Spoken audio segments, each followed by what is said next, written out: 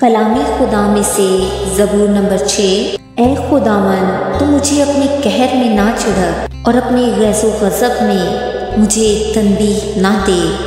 ए खुदावन, मुझ पर रहम कर क्योंकि मैं पसमुर्दा हो गया हूँ। ए खुदावन, मुझे शिफा दे क्योंकि मेरी हड्डियों में बेकरारी है, मेरी जान भी नहायत बेकरार है।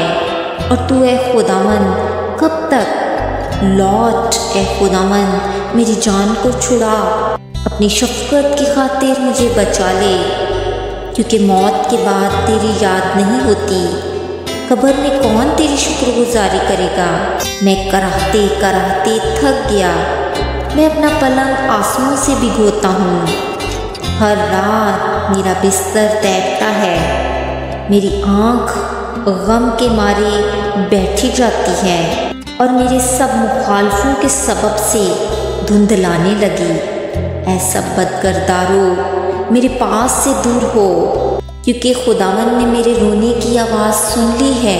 खुदावन ने मेरी मिन्नत सुन ली, खुदावन मेरी दुआ कबूल करेगा। मेरे सब दुश्मन शर्मिंदा और नहायत बेकरार होंगे, वो लौट जाएंगे, वो दफ्तन शर्मिंदा होंगे। आमीन।